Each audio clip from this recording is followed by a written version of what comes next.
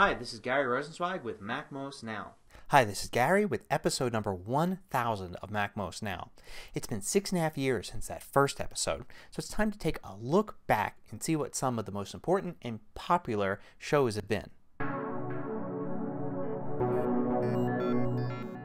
So what was the most popular episode of all time? Well, as you can imagine, it's an earlier episode because it had more time to build up more views. It was episode number 157. Hi, this is Gary with MacMost Now. Today, let's take a look at how to uninstall applications in Mac OS X.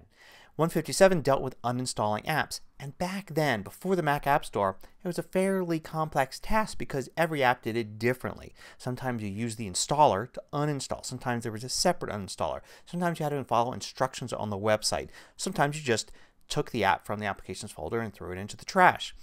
It's a lot simpler now with the Mac App Store because you can use Launchpad to quickly uninstall apps that you've installed from the Mac App Store. And actually in episode 638 I took another look at that topic and showed the Launchpad method for doing it. I'm going to click and hold on any app here. Click and hold and they will all start to jiggle. Now I get the little X button at the upper left hand corner of any icon of an app that I've installed in the Mac App Store. When looking at what other videos are popular, they kind of group together by topic. There are certain topics that it seems that everybody wants to know about. The top topic has been iMovie, and I've done lots of iMovie videos as iMovie is a great, very useful tool, but also a little complex with a lot of depth to it. Hey folks, Gary here with MacMost Now. I was playing around with iLife 09, specifically iMovie, because I use iMovie a lot. Use it to make this show. So iMovie has changed over the years, so I've done new videos to replace old ones to show you how to do similar techniques. And of course I no longer make the show using iMovie. I use Final Cut Pro, but I still like to use iMovie for a lot of personal projects.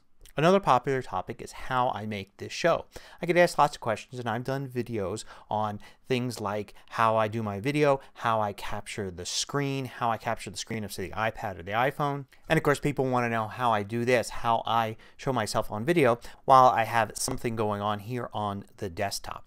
I'll include links to some of the episodes I'm referring to if you look at the notes on this episode's page at MacMost.com.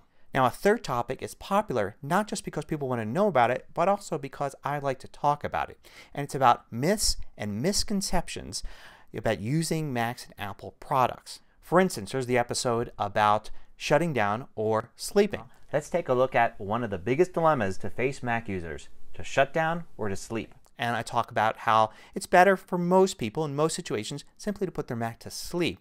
Not to shut down, but there's some computer users who have been using computers for a long time that are still in the habit of shutting down their computers every day or even several times a day when they're not using them. Now I've also done several episodes on whether or not you need cleaner software or anti-malware software. And basically the answer is you don't really need it. And I don't use any of these cleaning programs and never have. See, Mac OS X already does a great job of maintaining your system. Sure, back in the 90s you kind of needed some extra utilities to help with computers to keep them clean and running smoothly. But modern OSs take care of themselves. And as far as malware is concerned, you just need to follow 3 basic steps. On today's episode, let me show you the 3 things that you need to do to keep your Mac safe from malware. I outline them in this blog post. Basically you got to make sure that your system's up to date, but also your apps are up to date and any extensions, any other software you've installed. Also make sure you only download new software from sources you trust. And thirdly, just keep up to date with the news. If there's a new threat, it's usually easy to protect yourself from it as long as you know that it exists. So over 1,000 episodes a lot has changed. At the very beginning the video was standard definition and it was mainly an iTunes podcast. But over the years things have shifted.